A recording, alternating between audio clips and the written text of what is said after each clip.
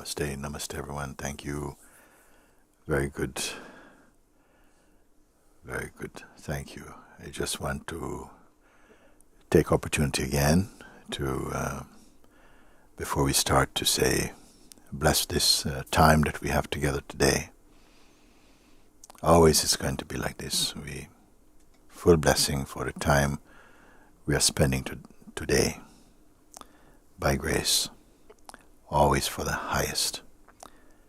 And I just would like to thank Oinak from the Pradiya Foundation for the work that you have set out to do, and very, very touched by that. And also to Sri Prabhavati from the Ramana Children's Home, that we have done this before, something similar some few years ago, and it's nice to be here again to sit and to bring that in their name as a support for this this work, beautiful work. So thank you. Very good, very good. And can you hear me? You are good? Okay, very good. Thank you, everyone. Thank you, Babaji, for being here and supporting our ongoing work in Nepal. And thank you, everyone. Namaste. Namaste. Okay.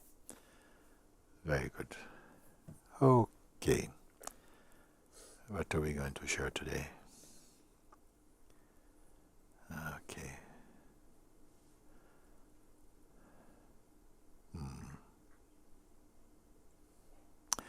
Let me start with Monica. I see your hand is up and I can... Yes. Very good. I can see you, Monica. Very good. Thank you. Mm-hmm. Can you hear me? Yes, I can. Very good. Mm-hmm. I've been with you for some years now. Yeah. And you've answered all the questions I had and I never had. Mm-hmm. Mm-hmm. And I'm just here to say the only thing I want is to meet you in my heart. Very good. Very good. I like it. It's a good start. You say, I've answered all the questions that you had asked and you could ask. And I'm sure that over the years we have covered enough in terms of the actions and interactions that we have had concerning the search for freedom. And I've always put that to be the singular intention and focus of coming together in satsang. And but you have put it also answering the questions and even receiving the responses that come, listening to what I have to share by itself is not enough. It is only to bring that into a very practical understanding inside the heart. Learning, if it is learning, is not going to be enough. It is good, but it's not enough. It has to be, the term we say, realized, or it has to stabilize. It has to be alive inside your own heart. It has to be your own proof also. So, what needs to happen, you see? And as I say these words, I have my full attention on everyone as much as I can do, having such a wonderful group of people. I'm sitting in front of you. What is to be done then?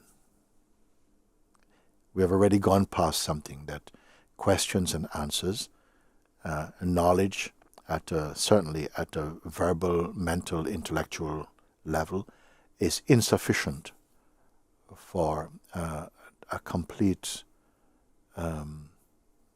recognition. Has to be something internal for you. And I feel very confident to stand before you because my guidance as really condensed into a very, very slim area that no one should be able to say, but it's too complicated, there's so many things to learn, there's so many things to remember, so many things to apply. I said, no, not like that. We have brought it down to a simple, I don't want to use the word formula, but some simple steps that I believe, irrespective of one's spiritual background or how new you are to satsang, I trust that the urge inside is sufficient to somehow propel you along the way. And what I have said, and I can summarize it very quickly, is that for everyone, what is our experience?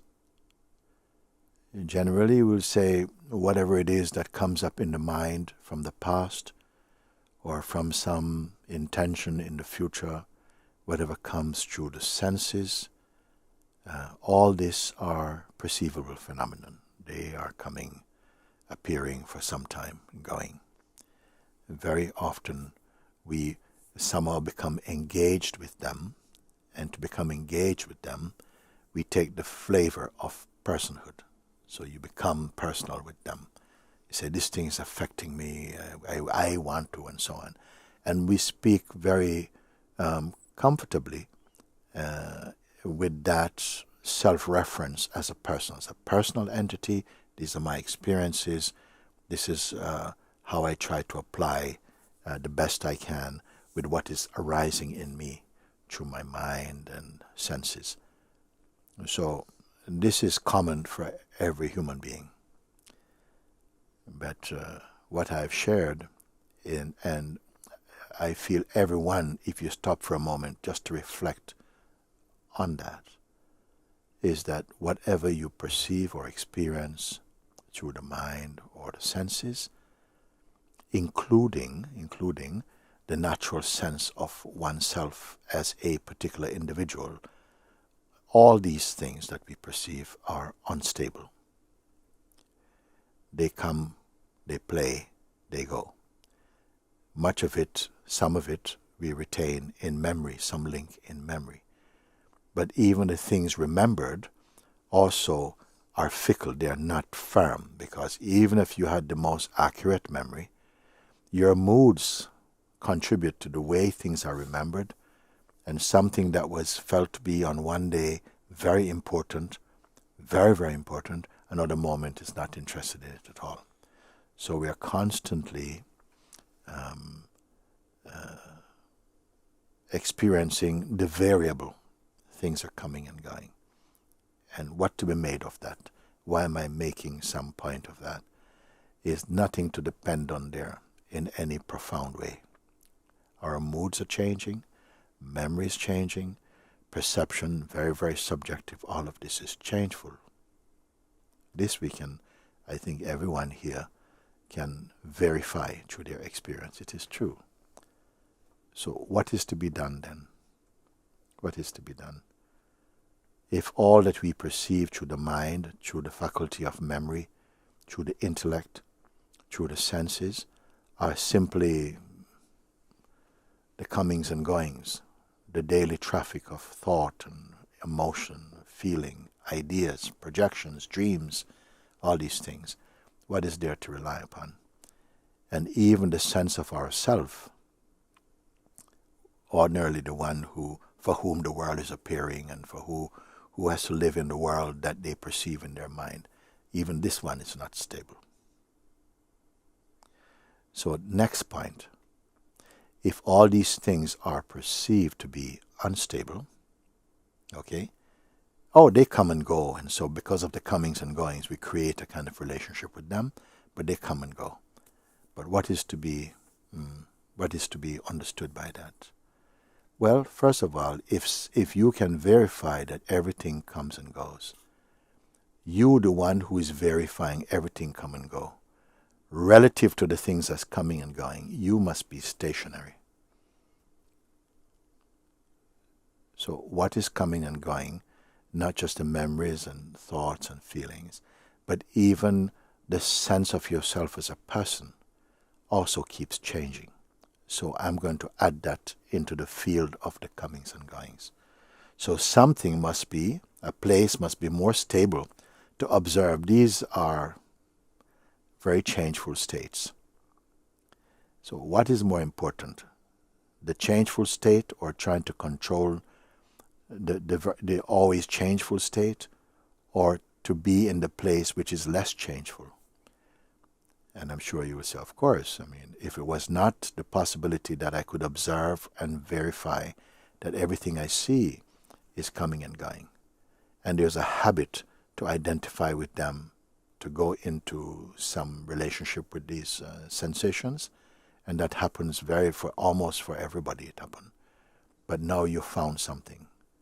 You found a place where you can observe these things, but not observe them with attachment, not to try and control what you see. One of the most, I would say, important advice I could give is to learn to remain in awareness of all the things that come, but also remain aware that you are aware of them, that they are being observed in the space of your being. This is not necessarily a religious perspective. It is simply truthful. So somehow the capacity is there to observe the comings and goings, but that which observes them is not coming and going.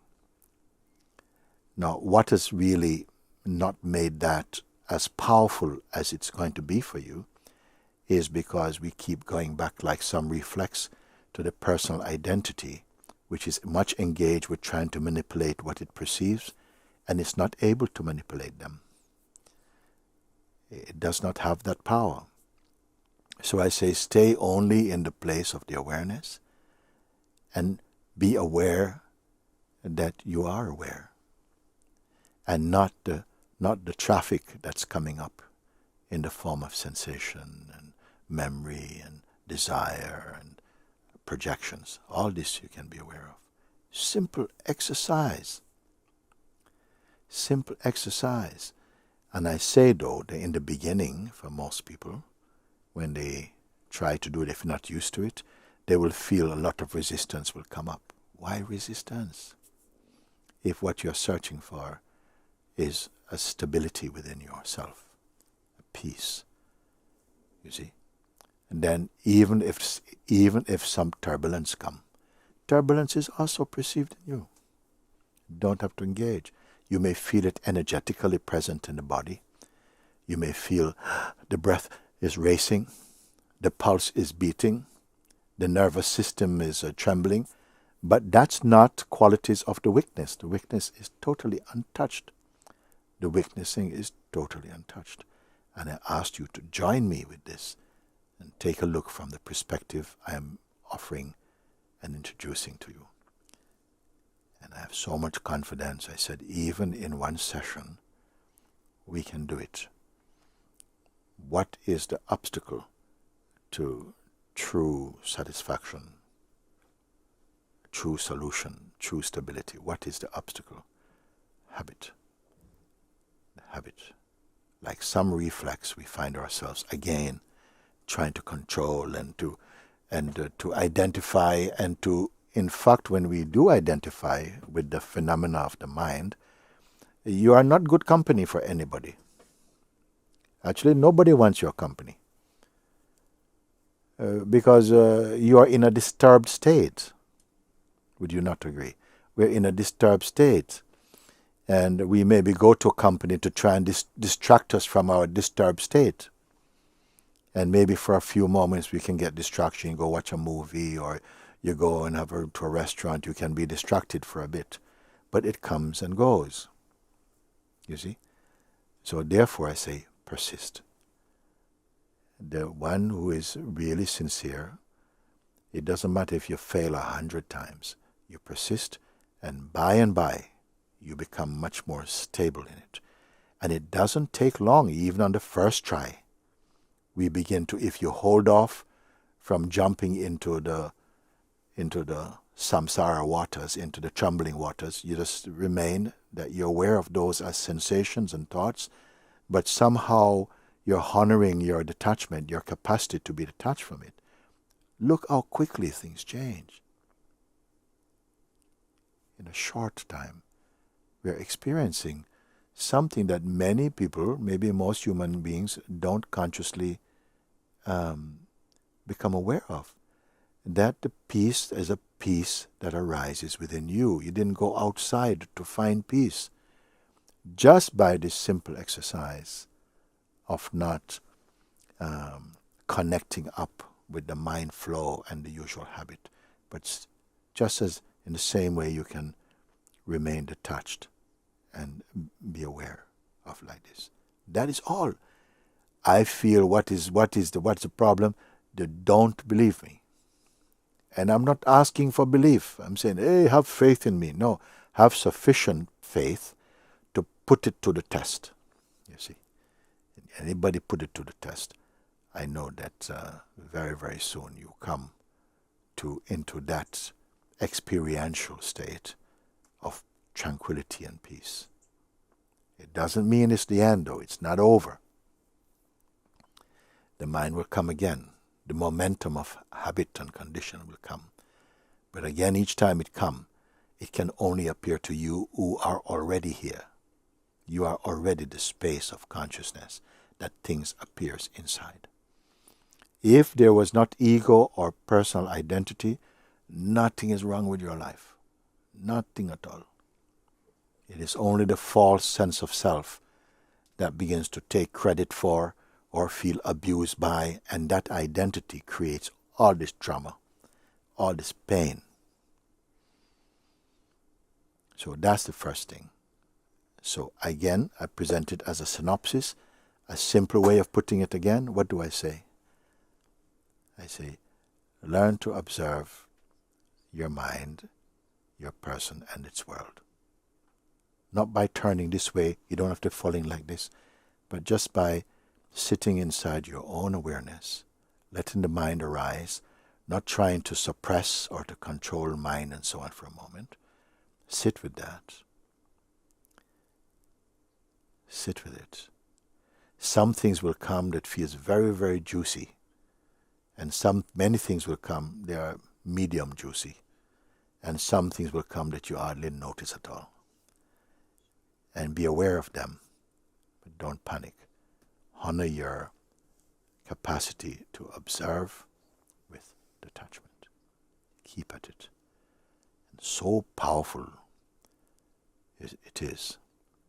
So more than intimacy, it brings you to the harmony of being in you.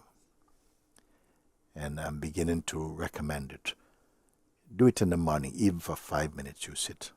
Before you go out into the world, let it wait for a moment. You can sit for 5 minutes and clarify your presence before we rush out into the world. Then lunchtime a little bit, or your morning coffee. 5 minutes. 5 times a day you can do this. Morning, lunchtime, afternoon, few moments, evening, before going to bed if you want. You don't have to be strict about what I'm saying, what suits you. Start like that, and quickly, you see, it will kick in of its own power, and you'll somehow feel, I want to do this, and then I have to do this, because this is something not just for me. Your environment will be transformed by it. The people you are in connection will somehow be supported by it. It seems like a lot to say, but I'm saying this because I don't say, if this teaching failed, try this other one. I'm not going to give anybody another teaching right now. You see, from nearly 23 years, I'm sharing these things. In the early days, speaking about it in many, many different ways. But now it's come down to this. Not who can, but who will follow. The one who follow will find. So, observe first mind without attachment. Then you come to the sense of beingness. Just a sense of I am beingness. After you have been watching the mind without identifying, you discover the space of being. It's right here. Nobody gave it to you, but it's released. It's released from the grip of personhood, and it's right here. And now, after some time, also learn to observe the sense of beingness also. Observe the sense of being also. Because when we observe the mind, you discover the beingness. And the beingness feels, hallelujah, I'm home, I'm home. I'm here, God is here, the presence of God is here. Then gradually, I say, also now, when you got the strength, the focus, now try to observe also the sense of being. You don't have to create any pictures about that. Just that you know you exist.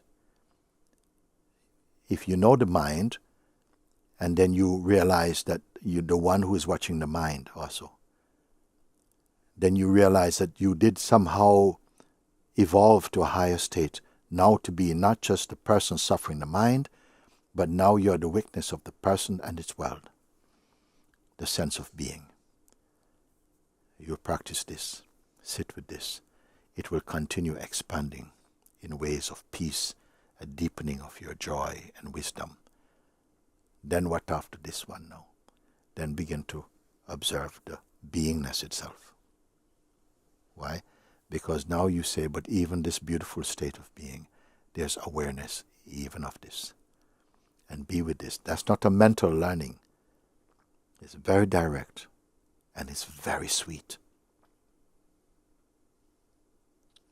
You don't have to go anywhere for this. You could be paralyzed, you could be in hospital, you could be on your deathbed, it doesn't matter. You have the capacity to observe like this. Pay attention to your being. Every movement, every thought, every sensation, every pain, every judgment, sense of fear, all of that is just coming and going like clouds floating by in the infinite sky of your awareness. The awareness is not floating by. The awareness as manifested as the witness of all these things. And it is still. And no one has to tell you you're in a higher state. Automatically, you know. Just like when the first time you were sick, you knew without anybody telling you something is not right. Because you are experiencing a state of disharmony. In the same way, when you come out of the chaotic field of mind and person, the unstable field, no one has to tell you this is a better state. You already know. But many people take even this beautiful state as the final thing. I said, no. Learn also to observe the stillness. Find something. You're not going to find some object. Now I can see this thing. No. If you speak about seeing here, it's not an object seeing. It's like the harmony of pure subject, the harmony of yourself. So what we are going to spend time, if we have time today, is bringing you back to the power of this seeing. I'm going to call it the power of true seeing. With your help, I am going to give title to this satsang as the power of true seeing.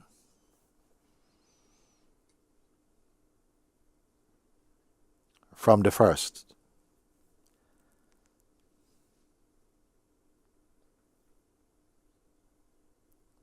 Because the habit is somebody's going to come and say, yeah, Guruji, I know, but what happened in my mind? I say, I don't want to talk about your mind. All boring stories. My mind, this has been happening in my family, la la la. You are not original in that. The whole world is worried about family, about money, about survival, about the body. Okay, I'm showing you the universal remedy for this thing.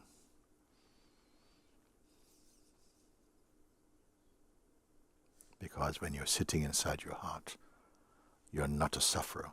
Even if pain comes, even if you're broke, you're not poor. If you're injured, you're not a victim. You are far beyond these things. And you are this also now. But that truth seems veiled or eclipsed by a habit, a kind of fascination and a habit to indulge with this mental states, emotional states. And this can be changed, not by force, but by persistence and with good guidance, which you are getting right now. Monica. Thank you so much. Very good. I feel already blessed since you came into my life, and yes, the blessing of this satsang and your pointings. Deep, deep gratitude from my heart. Yes. Thank you. Thank you so much. Wonderful. Thank you. Sophia.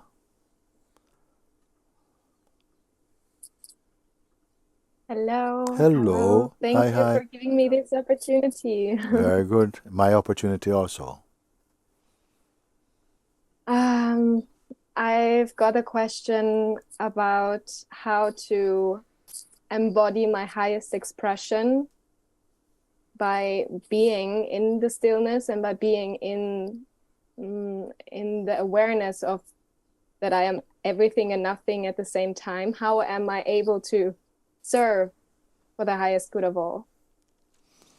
First, you serve the opportunity. Don't jump too quick about serving others yet. First, you must first save yourself. Because, of course, I'm not saying you should sit on your hand and do nothing. Life, universal consciousness is the great master. It is going to bring in front of you the things that will help you to exercise your discernment. Yeah. Don't have a private projection about what you want to do in life, because that's how we protect and promote personhood. We prolong the state of ignorance. So first thing you say, you stabilize in your understanding. This is the most powerful thing. I was giving example when we go and see, where I give example, when we go and watch like a professionals, like a football match, a tennis match. The match might be 1 hour or 1.5 hours you're watching, okay? But what you're watching actually is many, many, many hours and months and years of practice. You see? You don't see, nobody is going to attend football match just to watch practice. They want to see the game, intense game. So, but the practice is behind it. And the same way you sit and you try to follow, because the mind is going to give your habits, your habitual identity is going to give you a lot of things to do. And to be able to really sit with that and see, whoa, don't go to the world yet. It's coming to you. Watch the world that comes to you. Don't go out to the world yet. Let him come to you. He's going to come to you in the form of your family, your friends, your work, your relationships, your bank balance, your state of health. He's going to come to you. And so you don't have to go anywhere at first. The beginning is only to really recognize, wait a second, I have a little work to do on my hands. Mooji has said to just do this and that. But whoa, I didn't realize I was going to stir up an ant's nest. We're all sitting on ant's nest, the ant's nest of our own identity and our projections and fantasies. And every now and again you get a little bite and stuff, but you carry on sitting on ant's nest. So I said, first you are getting these things coming, and when I tell you, wait a second, just observe for a minute. When you're observing, what is different is that you're not fighting. When you fight, in this case, you support the enemy. No, you're observing. I'm pointing this word today, observing, as a very underrated power that you have. Everybody have this tremendous capacity to learn to observe with detachment, No one is doing it. Whatever we observe, we are jumping in, want to change, and because the mind is already created some angle about what this thing means, a lot of interpretation. All of these forces that we take on is actually clouding your being. So I said, observe with detachment and stay with it. Because you'll see then when I tell you observe with detachment, you begin to recognize how fidgety you are in your person. A thing come and, so easy. We give our energy and your attention to trivial things. And you may be surprised. You say, oh my God, I can't keep still. Mooji has said, just observe. And it sounds easy, but I try only to observe, and I find that I'm always interfering. I'm always jumping into the mix. So just observe.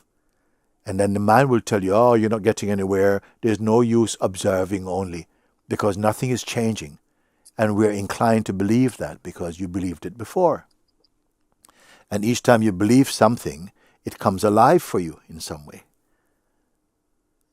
So when I say observe, I've given you a very powerful potential to transcend the field of what you are experiencing, but I'm also stirring up your ant's nest so you see what you are living with by yourself before you touch relationship with anybody else. You have got to take care of your ant's nest. And the thoughts you have, the projections you have about life and this and spirituality, all of that is your ant's nest. And I say, learn to observe, watch him, but don't interfere for a while. And everybody finds it so difficult because all we do is interfere. What interferes? The personal identity that we have taken on, want to do something. That's been the habit. So again, I put it, learn to just let things happen. Let things happen. And just be aware of them, but with another difference. Be aware that you've been told only to be aware. And I want to see who can do this. I would love to be next to you like a fly on the wall, watching each one sit to do their self-inquiry or their meditation or their prayer to see what you really do. If you follow through with it, because we abandon too early. You open your parachute for help too early. So I said, just keep staying. And if it feels like, oh, your mind is so crazy, maybe the mind is so crazy, when you don't feed him with identity, he's going to create a lot of turmoil in you. But that turmoil has been in potential in you all the time. But it never erupted. Because every time you give it some doggy biscuit, you give it a bit of food, you give it a bit of something. So this thing of observing, and it's actually natural to you to observe at another level. You're going to find the power of it. Because at the moment, what we want to do is you want to build muscles to fight the mind. So you don't need to do that. The mind has been more long at it than you. Learn to observe. And you begin to experience the power of your own being or presence. If I was with anybody who really would hear this, and then say, oh, wow, let me go and try it right now. But we have an hour or something like that to sit together, so I don't want you to run off. If you say, oh, Guruji, no, your advice is so powerful right now, I don't need to listen to anything else. I'm going to go into the bedroom. I say, I wonder if that could be the mind saying that. No, you stick with me. Bear me for the next hour. I'll tell you. Then after you can go and sit and check it out. And you're not new to this.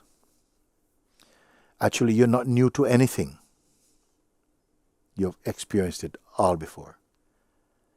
What is perhaps new is to begin to pay attention to yourself, to discover your inherent power. See, in the world, we want to do to achieve. But here you observe to undo and to realize your power. Then you will not need to plan. you don't need to plan your existence. You'll come into a kind of spontaneous existence where whatever needs to happen somehow flows, because now you're flowing from universal consciousness and not from a personal identity. Now I want to know if this is too complex, what I'm sharing with you. I remember. In fact, this is not a bad word. You're remembering yourself. So far we're remembering the world, remembering our plans, remembering our projections, remembering all these things. But now you remember yourself. The word remembering is a good word you use. I remember, and in remembering yourself, you come back to yourself. Most people in the world don't know what they are. We think we are this cultured, cultivated personal identity. And that is just, say, a mask over a deeper truth, a much more profound realization. Settle in this, and as you discover authentic power, not force, not might, but authentic power. Authentic power means to be established in your natural stillness, peace, wisdom, compassion, openness, trust. Then you become like clean water that thirsty people can drink. But don't tell yourself, now I am clean water. You just continue, and along the way, you will meet, your meetings of people will become higher, more noble, more fruitful, more joyous. But don't aim at that. Stay only as yourself, and the rest will come. You see? Thank you. Thank you, Sophia.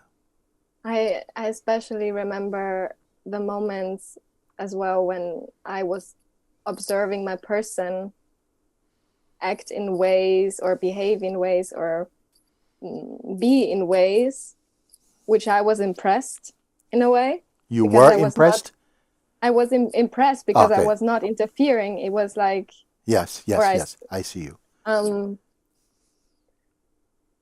I guess the biggest challenge I want to overcome is to stay pure even when people are around. Yes. Yes, it's okay. You can say stay pure and so on. Purity, the word purity, stay pure. Purity doesn't look like anything. There's no portrait of purity. Purity is like, don't have any idea about purity. Purity simply means when you're not all over the place. When you are again in your natural stillness. See, when you've come back to your stillness, you'll find that many, many words in the world actually mean the same thing. You can say harmony, you can say oneness, you can say spirit, you can say truth, you can say love, you can say presence, you can say being, you can say God. And it all points the same thing. There are not so many things in the world that every name means something different. When you come into your harmony and you honor your harmony, because your harmony is not somewhere else. Your harmony is not something God is keeping up in heaven. Your harmony is here. But you must overcome this one, which is, the shape we take by taking on personal identity. And though it might seem like it's the biggest thing, the hardest battle, actually it's just a change of attention. And whatever it takes, you already have it in abundance. All that is required is to keep making that first step. Keep making that first step. Just keep making that first step. You don't have to go to second step. Just keep making that first step. And you find you're right here because you're not stepping to go to somewhere. That first step is a step of just not taking the bait from your mind and identity. You know, what I'm sharing with you is even simpler than what I'm saying, how I'm speaking. And as you're discovering, don't design any way to be. Whatever you design as a way to be, the real discovery is transcending even that. Every time you say, I want to be more like this, you take up another burden. You don't need that yet. Just continue proving, seeing, resting in that which has become clear and clear. Only clarity is needed. You know what every human being actually is searching for? We may think it's riches or fame or family or money or whatever. What we are searching for is a place where you are in total harmony and rest and happy and unafraid and open. Those are the real riches, you know. And not this thing. Seems way too simple. Try it and see. Simple as it is the most profound. Thank you, Mooji. Thank you, Sophia. Thank you. Lovely to talk with you. Wonderful. Thank you. Very good.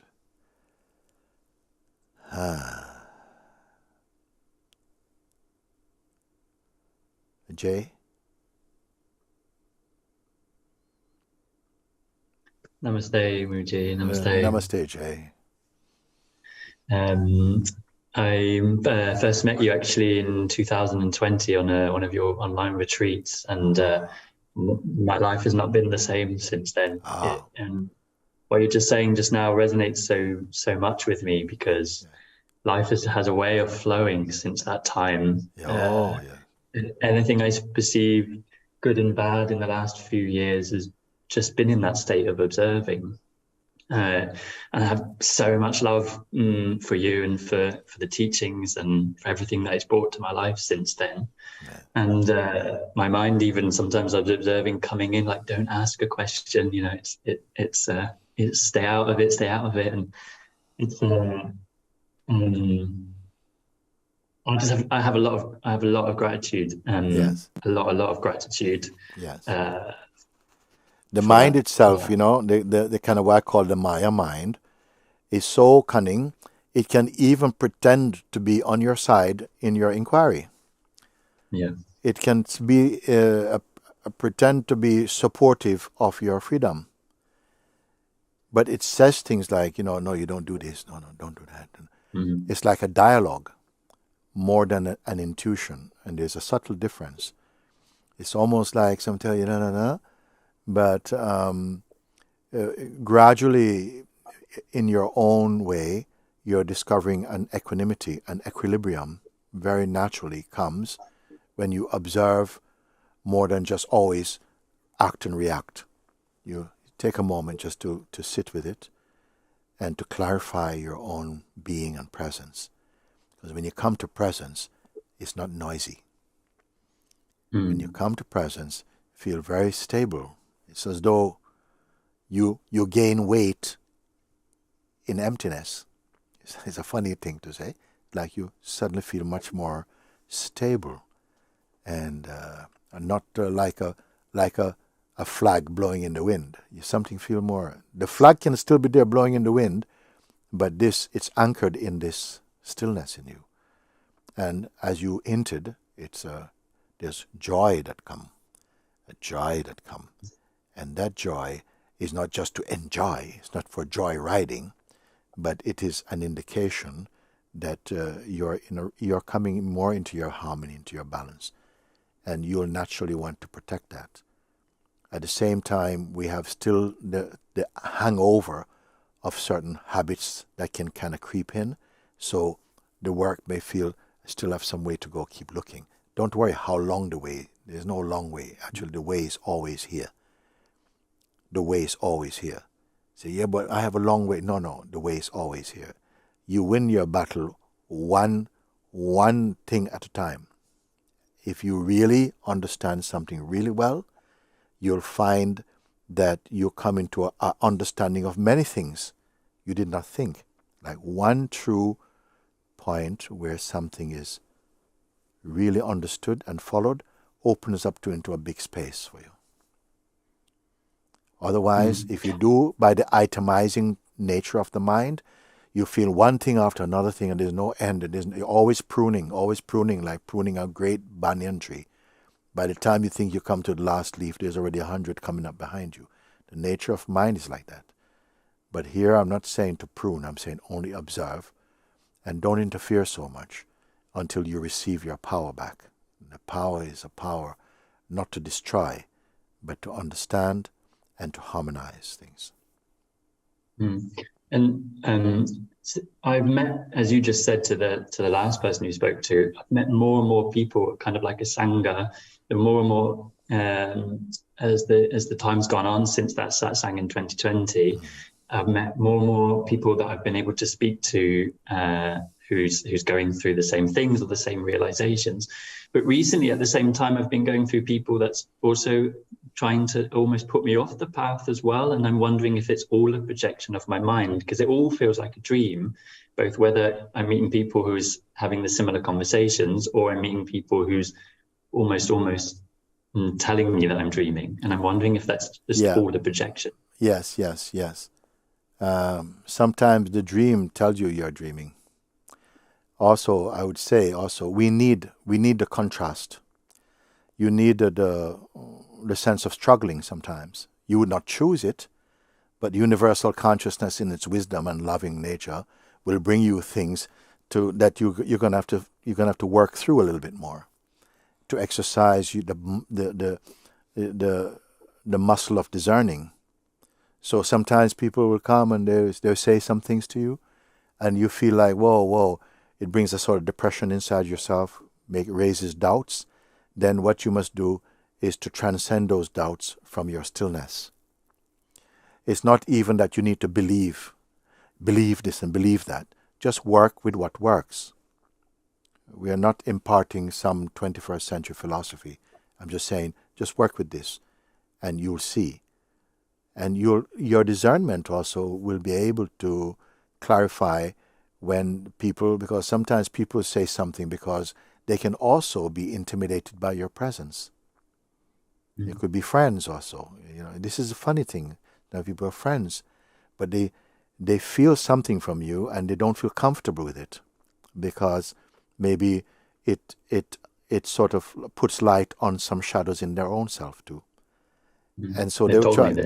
And they'll try to put that in a way sometimes to put it back on you, like something is wrong with you. So don't trust all these things, just, neither trust them nor mistrust them. Just keep watching from your emptiness and say, do I really need that? Is that needed? Can anything improve upon, the silence of your being? You just keep checking, keep it simple. We're not going to develop massive amount of teachings and no, just keep simple. Stay with a sense of being, because all things is the highest vantage point from being in your stillness and not picking up concepts. I would want to say to you and to all of you, actually, at some point, the teachings will come in some form of some concepts, but they will combust into spirit and being more. Gradually, as you stabilize in your heart being, you'll find that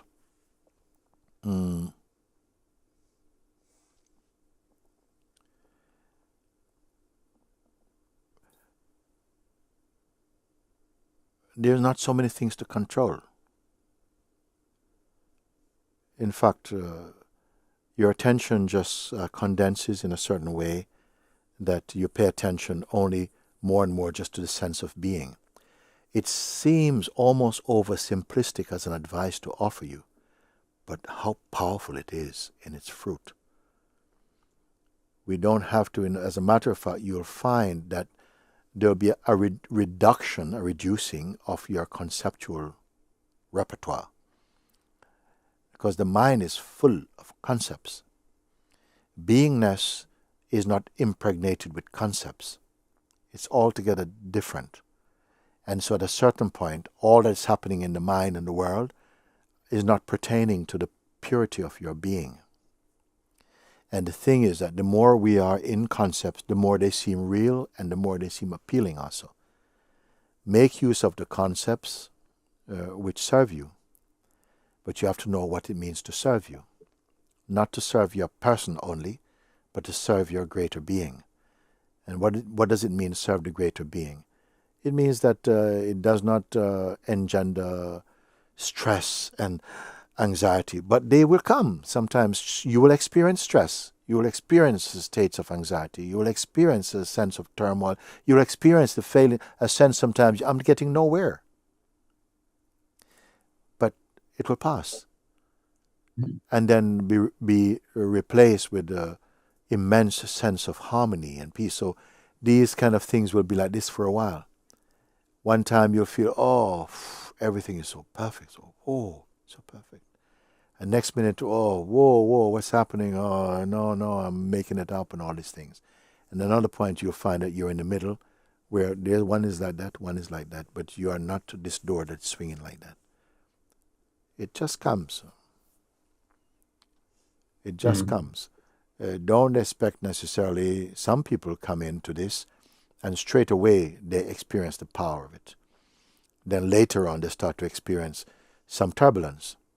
Others they experience some turbulence, resistance from the mind, but gradually they stabilize, each in accordance to their capacity and the way that the consciousness is behaving in this body. Yeah. And I found that the more that you don't identify with the person, the more that these coming and going, these things pass even quicker. They don't hold the attention. Oh yes, they do. Long. Oh yes, they do. But you're going to find people who will probably say to you, oh, you're dropping out, and what's happening? You're becoming. Are you sure you're well? And they will come like this. Maya speaks many things. They say, oh, you're not as interesting as you used to be. You used to be such a happy chappy and all this kind of stuff. Sometimes you can come like that. And it's all these things you will make use of just to ground yourself in beingness. Because the beingness is not an attitude. You see, it's not a category. It's not a condition. And it's not a conditioning.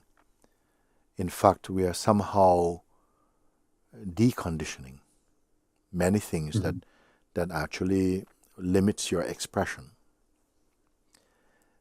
Your life will begin to experience much more spontaneity, intuitiveness, sensing more than learning upstairs too much. Thank you, Mooji. Thank you. Each one different in their own way. If you are someone that, let's put it like that, consciousness also makes use of the mind. But it grounds itself in its own being first, and it makes use of the mind to serve the being. The beingness is not here to serve the mind in that way, or the body, or the projections. At best, you can say it harmonizes them when your attention is turned towards more internally, more than to be externalized. I'm going to try and keep it simple, because we really don't need to become complex. Thank you, Mooji, from the deepest space in my heart. Thank you for everything. It's good like that, Jay? Is it good like this? Yeah, it's good. It feels like it's in a flow. And I feel the more the satsangs I do, the more these things I attend, just this more beauty that I feel, the more. Sometimes I feel like it's love, but even love feels it's witnessed, it's perceived, it's something even beyond this that I don't have a word for. Very good. I like that. That even love, beauty, joy, wonderful experiences are not enough. It's not that I want more, but actually what this is is not it's not a characteristic. You're watching from a place that has no name. And very few, if you tell them about this thing that has no name, maybe they're not attracted. They want to have a concept about it. But it is not a concept. Pure self, pure being. And I can't talk to anyone about it because there's no words, there's no labels for this that I experience. Yes, that's what I was saying earlier, that, don't hold any intention to go and help people or to awaken people about this. Sit inside your own awareness like that and let the universal consciousness bring to you or you to them, whoever it wants, more spontaneous. And like this, you'll find, wait a second, like every meeting becomes auspicious. Rather than when you let the mind be your secretary, setting up its projections, you just move in your own sweet flow. Thank you. Thank you very much. It's a joy Thank talking. you. Very good. Thank you. Wonderful. Let's just take a moment now, everyone, and just to see if we can give a little space. If you come to any moment of clarity, take a little moment to sit inside your clarity. There's nothing to move onto. Rest in your seeing. There's no hurry. There's no hurry. Your own natural silence and deepening is more important than your mind's questions.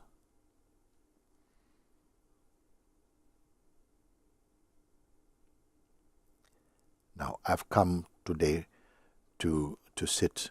I have this wonderful opportunity you've given me to be with you. And it's very much appreciated.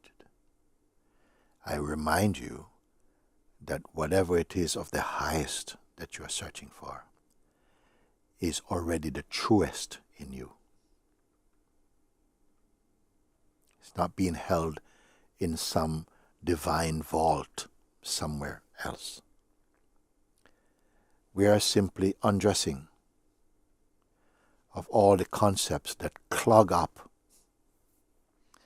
or appear to clog up the arteries of being. It's at a certain point you realize that spiritual searching done with the mind is rarely satisfied with its own source. If we put too much projection on achieving something and getting somewhere, because wherever you go, you're already here. You're already here to perceive that thing appearing and also disappearing. You have not traveled. Your true nature has not traveled somewhere. The mind is the traveler. But your true being is the universal witness, the universal consciousness. Don't learn this. Don't learn this. Don't keep this, no. Sit with it, because everything that is being shared is only like a mirror reflecting a deeper truth that sometimes the mind appears to conceal it, to hide it. But it is already here. It is already here. You see? But if you're going to ask your mind to approve of it, it will tell you you've got a lot to do, you've got a far way to go. And we listen to it because we've listened to that hundreds of times before. And that also, listening to that also comes with an effect. And we believe in the effect of our mental states.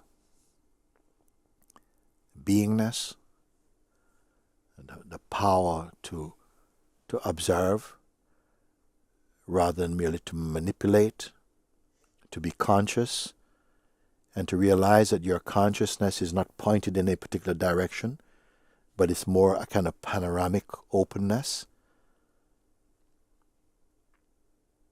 that it has no edge, it doesn't have north or south, even inside or outside. Your beingness is already like that, you see. It is already like that. But some other things have been put on top of it through the mind. All these ideas about how to be, how to become, what to keep, what to throw away. So we're in a world of transaction and transacting.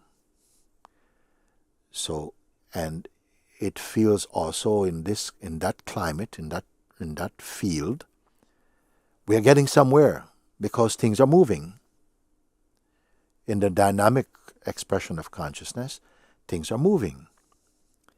But I want you to recognize the stillness within which the movement are happening and are being perceived. If you identify, just consider, if you identify primarily yourself primarily as an active personal entity, living in its world projections, which it takes to be a fact, where in fact it is a fiction, then these pointings may not feel so appealing, because the mind and the person is a get up and do chap. Let's get up and get going, get up and do, change things, fix things. Because why? There's always something that needs fixing in the mind and for the person.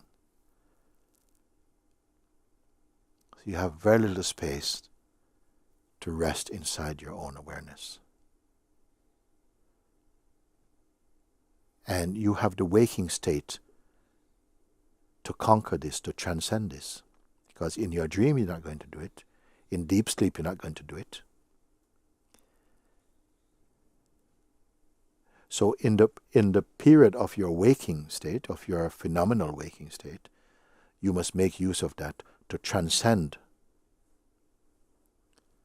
the psychological identity, the force of it. And you have every opportunity to do that. It need not be, in the beginning, it might feel like a battle, just to keep the focus, not just on the things you see outwardly, but to rest in the conscious witness of them. Stay one with the witnessing. And gradually, that detached witnessing will grow in power. And because it's returning its energy to itself, you will feel empowered and still. Now, what I'm sharing with you now is not recipe for the future. I'm actually telling you your true state as it is now, behind the facade of personal identity and its obsessions, which you will transcend. My attitude in our connection is that my attitude is I have in front of me the beings who have been appointed through their own beingness to wake up, along with all the little idiosyncrasies and habits and stuff that appear to slow down your awakening. I say appear to, because actually nothing can change your fundamental nature. But we are not conscious of our fundamental nature. Satsang is for this.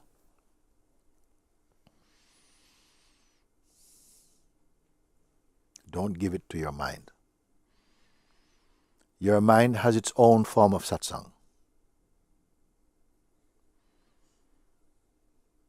But I'm not going to regard you as your mind. Your mind is a part of your being, an instrument that must be trained to honor its source, which is the awareness it comes from, and in whose light it is seen also. You are this light.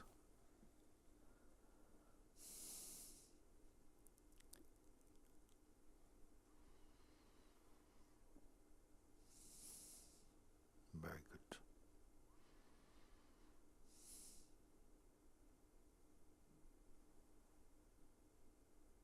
Even as you listen in openness, just a listening with earnestness,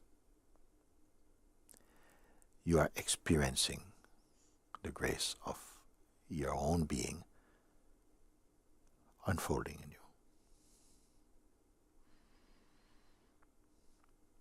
When you give permission to your own being, the mind will not be able to overwhelm you. Actually, the mind itself wants to join with the being. It wants to be integrated in the yoga of consciousness. It wants to come. But because of habit, it is playing as both friend and adversary, while we are strongly in the state of duality. He is cooperating with the what I would say, the climate of personhood. Ebb and flow, this and that, come and go, you and me, up and down, life and death, king and queen, heaven and hell, and angels and demons. You play this thing. Because when the beingness assumes the form of personhood, quickly it becomes addicted to experiencing, which also, you may say, is partially the intention of the universal consciousness, to experience the sense of individuality in form, and to grow or to transcend through the medium of this earthly life or bodily existence. I am simply pointing out what I may call a shortcut. But it's not cheating.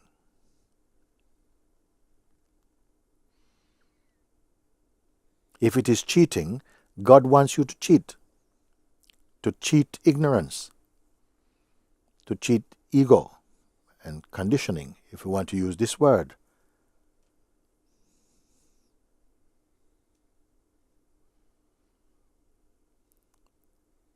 We are actually, all human beings, wonderful embodiment of God.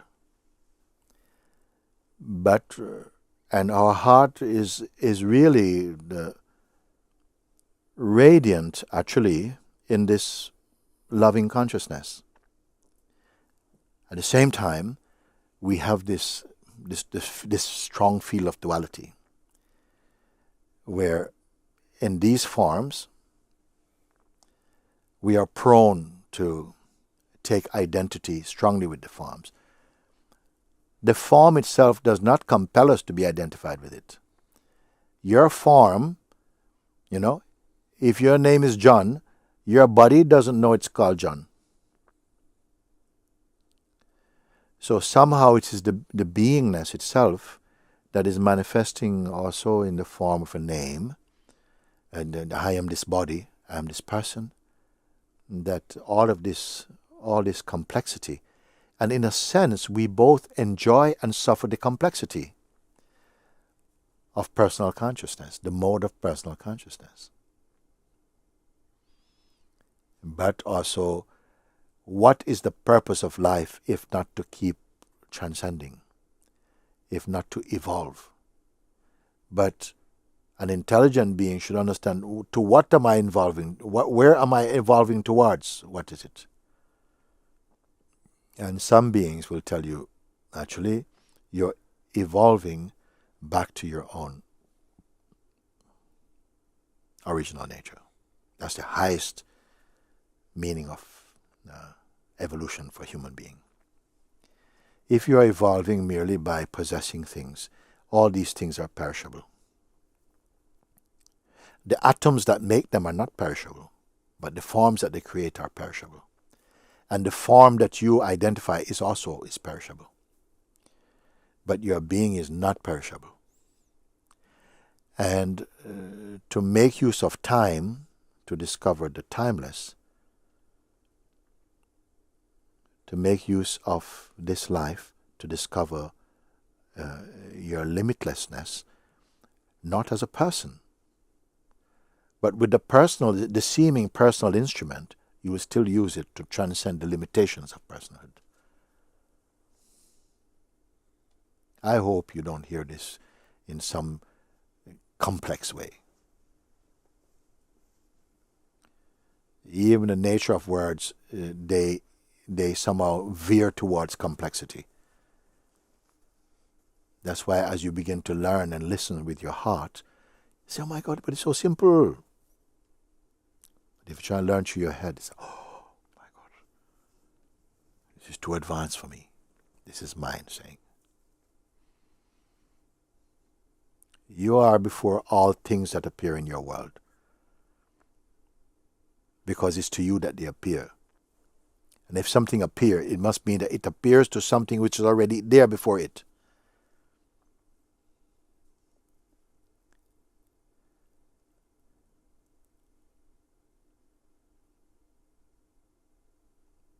Check within what you find. Confusion, peace,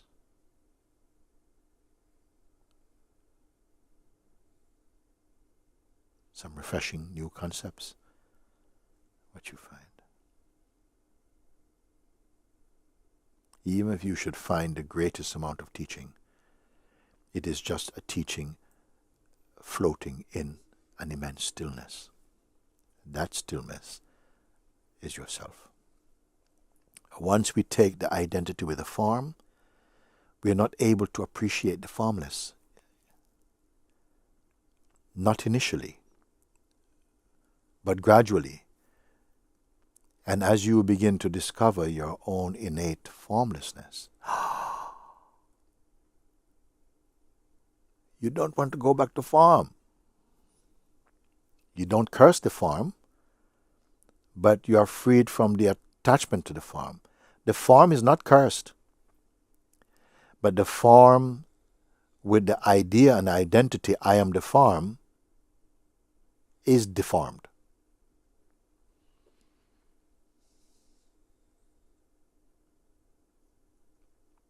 Whatever is in the manifest field of life is by nature changeful. Everything is changeful. Everything that has form or thought is changeful by nature. But something is aware of the forms and their changefulness. That is you.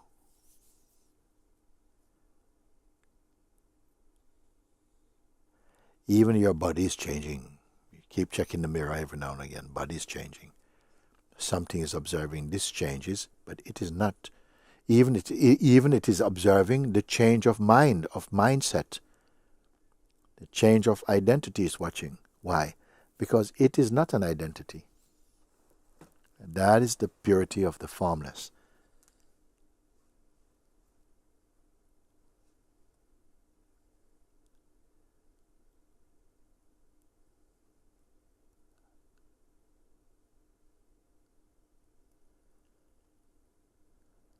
I am not speaking to your mind only. Speaking with the beingness. It's a very different type of conversation. It's not an argument. It is not even a teaching.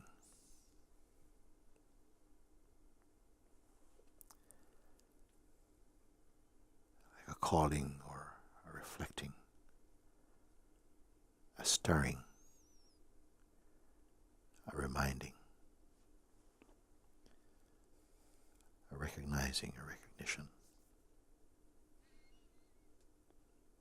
If I were to come and tell you to wake up, you have to do this and that and change this and that, I know I will burden you because it was told to me and it burdened me. But when you hear, you don't have to create anything at all. You simply need to learn to observe without interfering and pay attention to your capacity and detachment in observing impersonally. Just keep doing. Mind wants to do something. It wants to do some spiritual gymnastics. And if it is your time to do this, of course, it is okay. You'll do this. But you will come back to this at some point. Because no activity is meant to be kept up like this. It must bring you to a higher state. And what is the higher state? It's your internal harmony. That's it.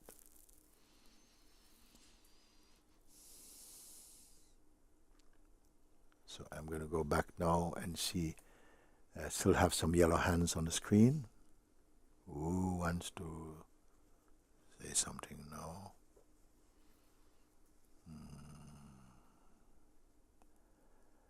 Merva. Oh, namaste. Ah, namaste. Namaste. Thank you so much. Thanks to you. Thank you. There was so much discussion in the head whether to raise the hand or not. So I felt okay, I just have to. I just have to. Oh,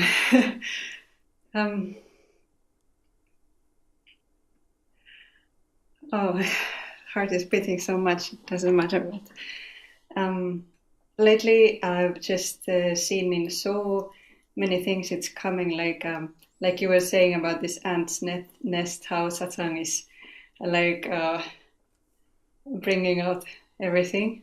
And now lately, there's just from very many different corners have been coming this kind of fear. Like I feel it's some kind of like that it's been. What happens there. if you feel the energy of fear and you don't go with it, you don't identify with it? It's an everybody question.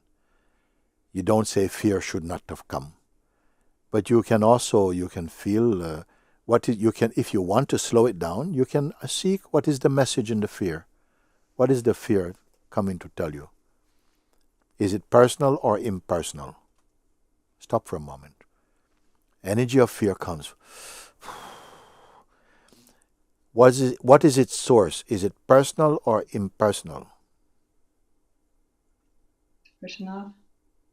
It's personal. Okay. Personal, yes. Yes. So it means that you need to meet it personally for it to go anywhere. It comes knocking at your door. Tuk, tuk, tuk, tuk, you open. Then we have a connection.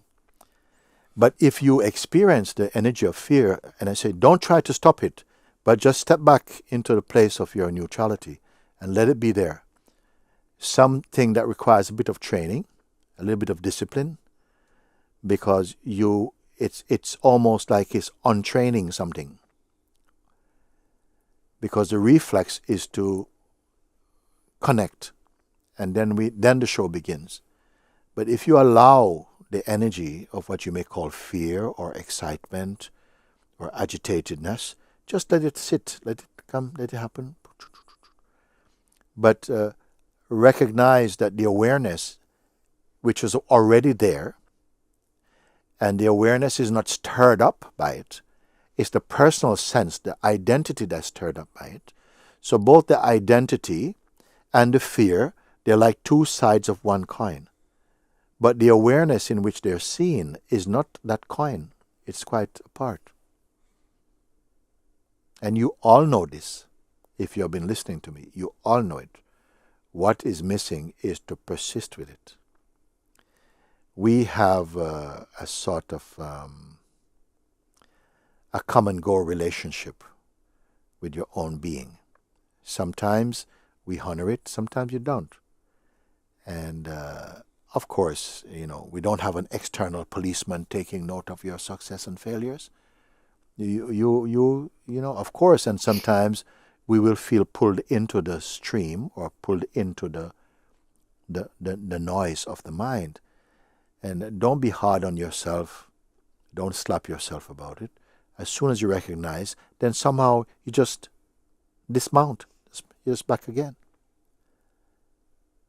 If you were walking for 2 miles down the road in your mind, you're sitting in your room actually intended to meditate, but in your mind you go off walking down the beach and then find that actually you start to notice beautiful pebbles, and then you're picking up pebbles, and then it's going on for a very long time. Miles you're walking. And then suddenly you heard the sound of the gong or the bell in the meditation room. Boom. And instantly you remember yourself. Do you have to walk miles back to yourself? No. Instantly you realize, but I'm here. You have not moved from beingness. The mind has been on the journey.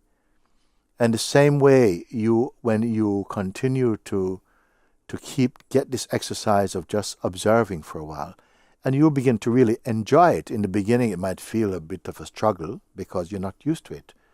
But as you continue with this, you find it becomes a joy. Why a joy? Because the fruit of it is so amazing. You feel, whoa, I've given so much energy to my projections, and they've caused nothing but anxiety for me. And now by paying attention now, you're simply here. And no longer will you waste time telling the poor stories of your failures. Because it's done, it's finished.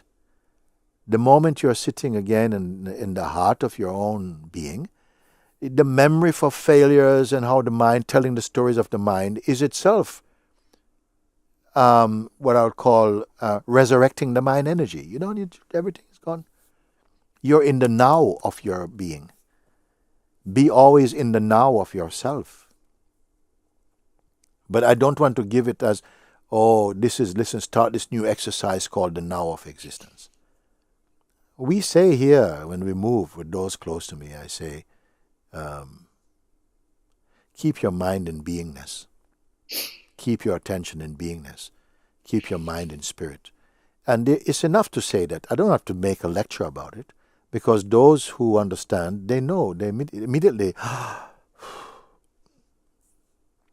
And during the day, some incident may happen, and rather than going through this whole process of deep inquiry, somehow it's just a change of attention, and you find you are here. Your beingness didn't arrive here. It's just that your attention returns to yourself, like this. So don't get into the habit of telling the story of your failures or the difficulties of the mind. Telling the story of, the mind is like, it only fattens the mind. You are not the mind. Of course, mind is nothing without you, but you are its weakness. And that means that you are above or you're earlier, you're apart from its energy. Then like this, as you come to see this, rather than have a negative attitude towards the mind, you simply recognize you're in a transcendental state to it, and then you can bring him in. Then he merges with you. Or it serves the beingness. The mind, ego, identity, they're servants to the beingness. That's another way you can put it. But give up this talking about the mind, how difficult the mind. The mind is not, it doesn't even exist.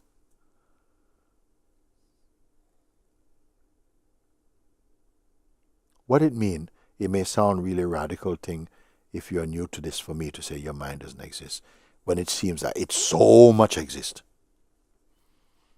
It means that it is not stable, it's not reliable, it's always in transition, always changing. And how do we keep it up? Because your person is also always changing. So there must be something, another factor that's there that's not changing, in order to perceive and measure the changefulness. That is yourself.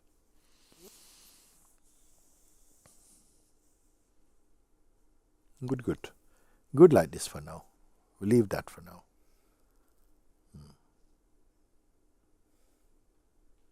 And also, these days, I want to share with you, because many of you would regard as my Sangha also, that I'm not inclined to speak too much in person things anymore, because it's surely become a way of perpetuating personhood.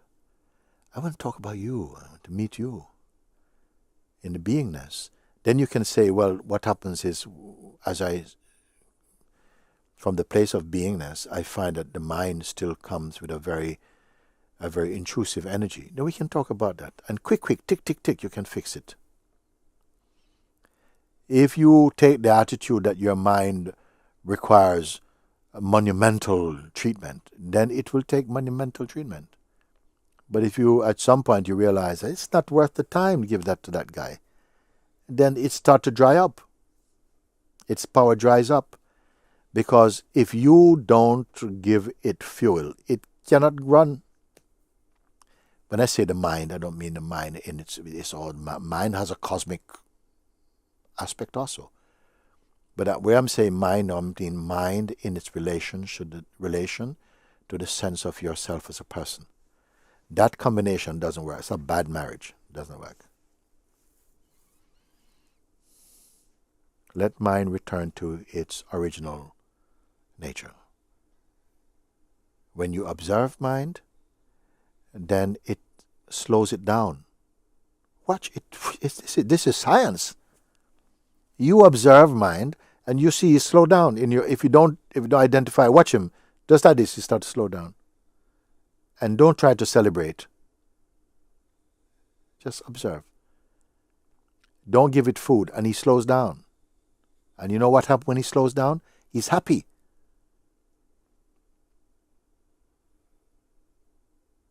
Because mind has to merge in your being. That's why I don't treat him as enemy. He's enemy only to the idea you have of yourself as a person. Then you will say conflict there. Mind has no conflict with beingness. Mind has no conflict with consciousness. Mind has no conflict with God.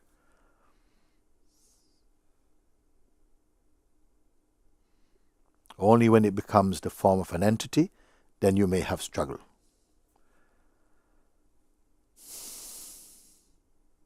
When you have entity, you have identity. Know your identity to be consciousness.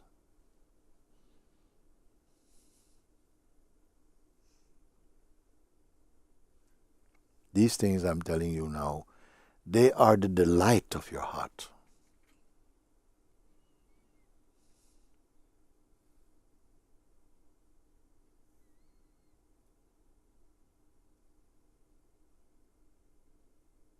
Very good.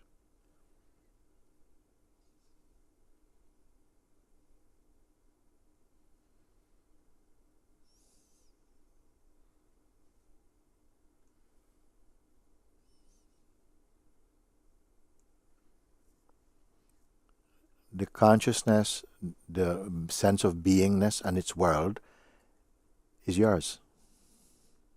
You have to take care of your world. And the best way to take care of it is not just going out with a broom and pan sweeping, but observe it. And all of its idiosyncrasies, all of its strangeness will begin to harmonize. And it's never been given that attention. Ego, mind, and all of its things, it has not been given the attention of your stillness.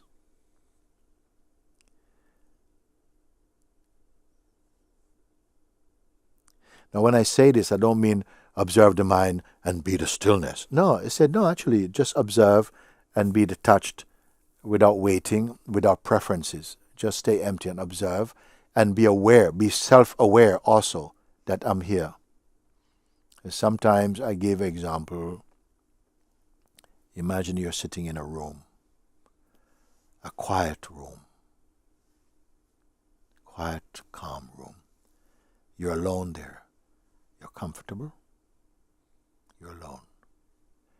There's a window in front of you. And this window sometimes is like a screen, or sometimes it's something you can see through. And what you're looking at there is the world going by, or the projections of your mind. Everything is on that screen. Observe, but don't go into it. Learn that a little bit. when you know that somehow at some point you may feel, now I would like to change this, but don't go there, just inside your heart you say, now I'd like to send more grace to this. Send more grace to this. Now I will not choose to continue with this, and watch what happens. Be patient. Don't play God. We say don't play God, let God play. But you can observe, and you can see that we have been too involved in the world that we project. You want to be a star in your own movie, doing this and it's going like this and so on. But I've told you today, observe. What did I say? I would like to call this satsang today the power of true seeing.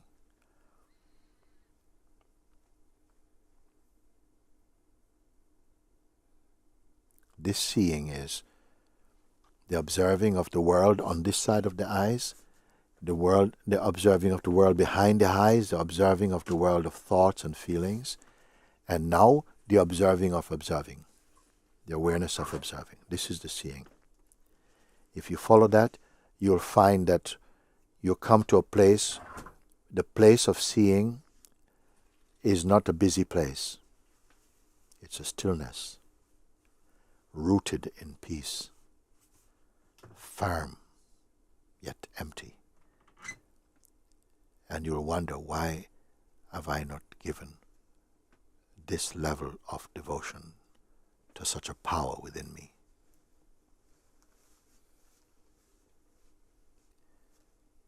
This is true devotion, and this is love.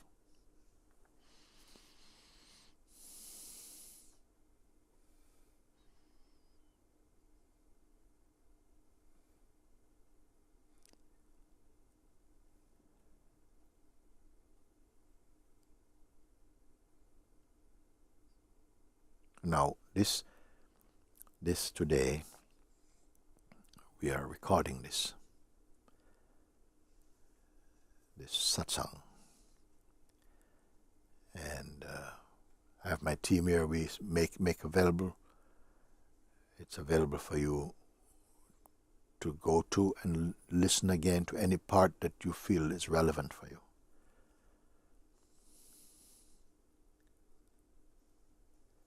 And to give your attention to that, and to take from it, or to recognize through the reflection of what's shared, what really I'm pointing to here.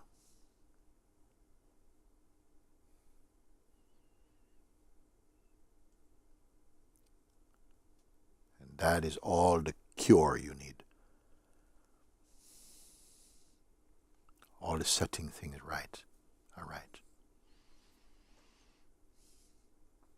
And I'll not tell you, go away and spend three months in the forest. Sit in a cave for 1 month, but I'm not going to tell you.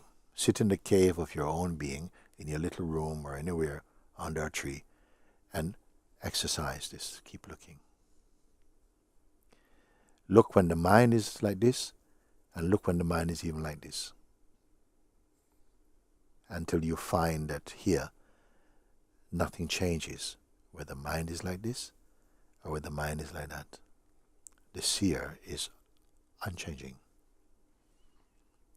The scenes will change, but the seer is unchanging.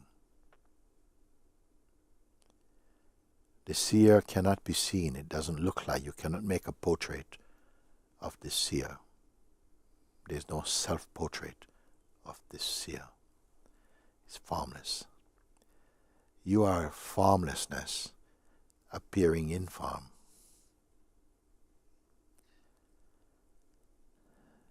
I don't know if you as yet can bear these kind of words. Your highest joy is formlessness.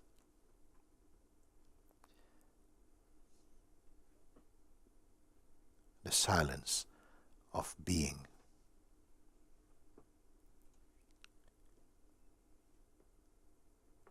The silence of being in the heart of the sense of becoming, the stillness.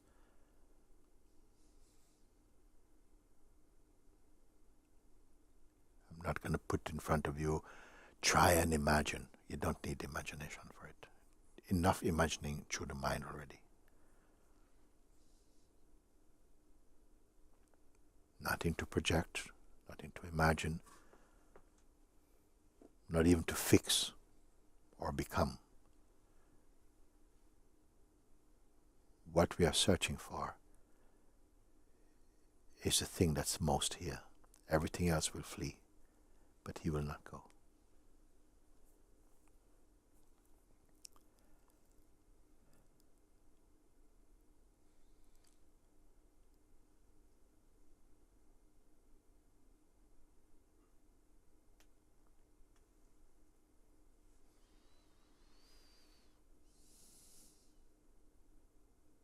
Thank you for making a space for me to share these reminders and pointings with you. I always have full love and respect for who you are.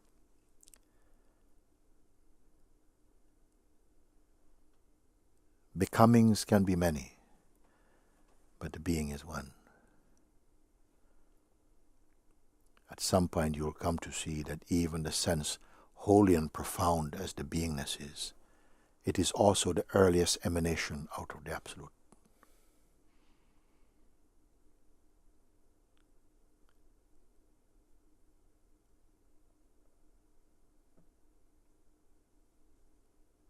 Integral beingness, not fragmented, not erratic.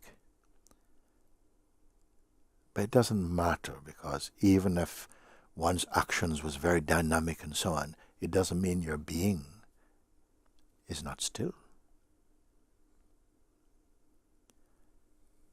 So gradually you can let go of the reins of the body-mind functioning, but you will do it in a very natural way. It will be signaled from inside the deeper being. Something relaxes with that. I'm remembering now as I speak a few words by the great sage Sri Nisargadatta Maharaj. He said something, and I'm reminded just as I'm speaking now, because everything I speak with you is totally spontaneous. He said, I leave my human nature to play out, to unfold in accordance with its destiny, whatever that may be. I remain as I am. Again, I leave my human form and nature, my human life, to play out, to unfold in accordance with its destiny. I remain as I truly am.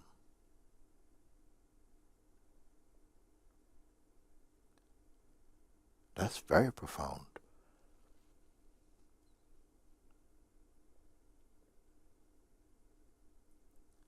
Have you ever wondered who is making all these decisions and doing all these things and running about?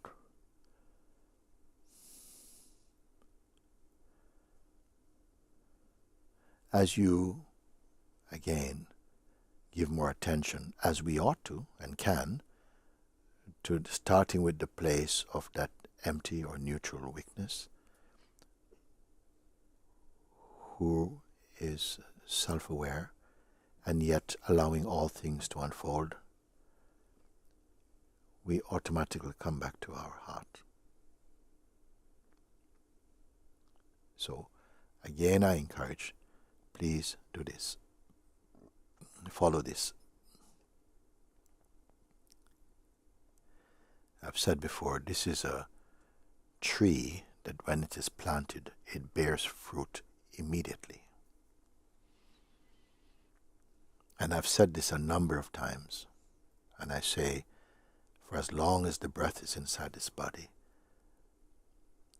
I'm here for you to tell me it doesn't work. I'm not a hit and run friend. I said, no, try, and then I will have the joy of seeing your joy released.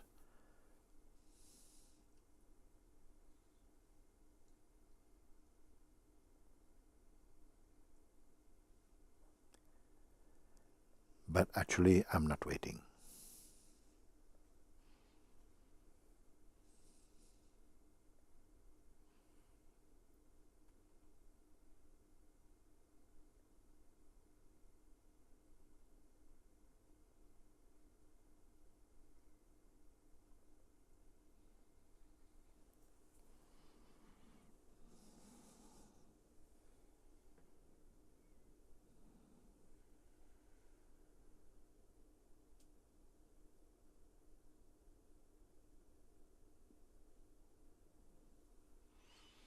Thank you.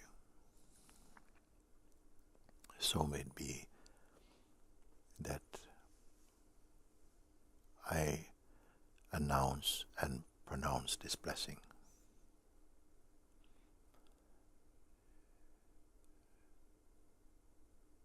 Wherever these words and their intent find home, may they flourish here in you.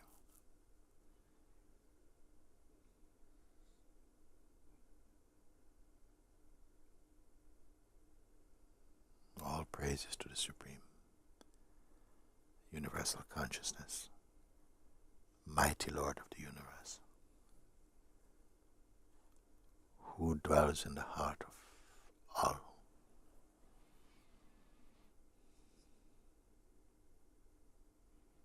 That in this life, the grand opportunity to awaken to the reality of that.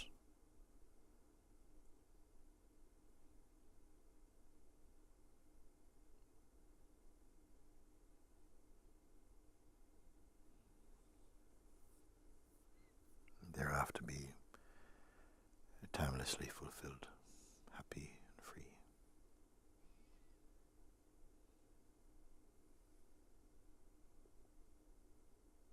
Om. Hallelujah. Alhamdulillah. Amen.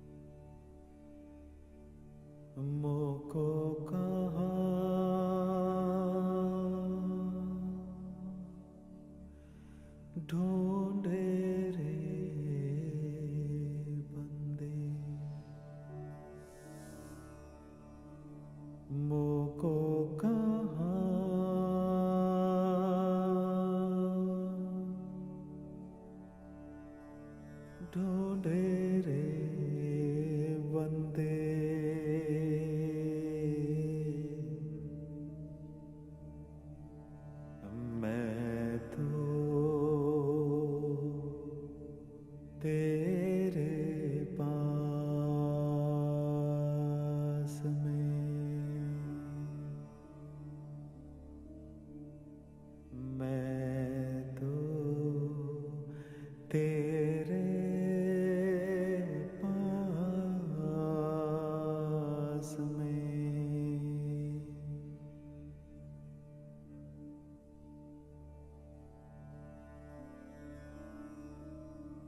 ना तीरथ में,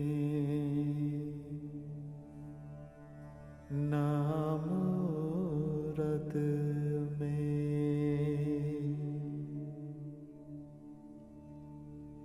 ना एकांत निवास में,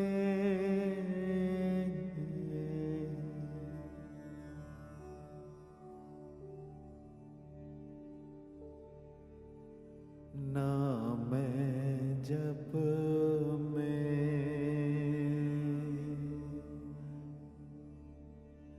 ना